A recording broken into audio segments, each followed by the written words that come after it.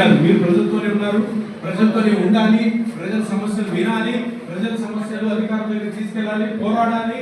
ఈ పోరాటంలోనే మన పగిడాల నాగిరెడ్డి అన్న అన్యాయంగా కేసులు పెట్టుకుని వెళ్ళాల్సి వచ్చింది.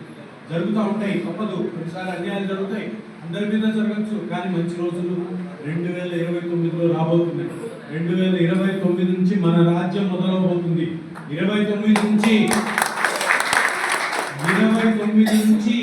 ఇంకొక 30 సంవత్సరాలు, ఇంకొక 6 సార్లు వైఎస్ జగన్మోహన్ రెడ్డి గారు ముఖ్యమంత్రిగా ఉంటాడు ఆంధ్రప్రదేశ్. ఎందుకంటే ఆయన చిన్న వయసు, ఆయనకి ఇంకా 6 టర్మ్స్ అంటే 30 సంవత్సరాలు ఇంకా రాజకీయం చేసే శక్తి ఉంది.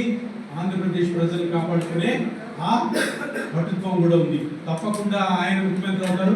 ఇంకా బైరెడ్డి సిద్ధార్థ రెడ్డి చాలా చిన్నవాడు కాబట్టి ఆయన ఎన్నో పదవులని అధిరోహించాలని జగన్మోహన్ రెడ్డి గారితోనే మనందరం ముందుకు సాగాలని, తప్పకుండా సర్పంచులందరూ కూడాను ఈ ప్రక్రియలో చేదోడు వాదోడుగా వైఎస్ఆర్ కాంగ్రెస్ పార్టీకి ఉండాలి, నాకు ఉండాలి, మీరు తోడుగా, అదేవిధంగా సిద్ధార్థ రెడ్డి జగన్మోహన్ రెడ్డి గారికి ఉండాలని ఇక్కడికి వచ్చినటువంటి మళ్ళీ సర్పంచులకి, ఉప సర్పంచులకి, ఎవరైతే ఓడిపోయిన రాష్ట్ర సర్పంచులకి అందరికీ కూడా, పెద్దలందరికీ కూడాను ఈ అవకాశం మాకు ఇచ్చినందుకు, మీ అందరు ఇక్కడ వచ్చినందుకు, ఇదే విధంగా మళ్ళీ మనం కలుసుకోవాలని, ఇక్కడ నుంచి క్రియాశీలకంగా రాజకీయాల్లో చాలా పటుత్వంతో బలంతో ఉండాలని కోరుకుంటూ ఈ అవకాశం ఇచ్చిన ప్రశాంతం అంటే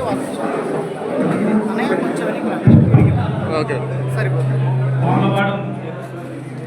మండలం అయిపోయిన తర్వాత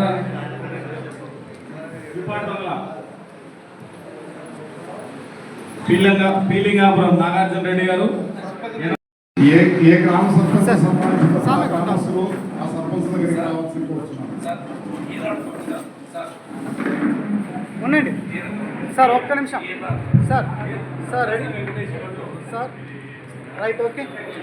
If you like this video, please like and subscribe. For more such videos, keep watching our channel.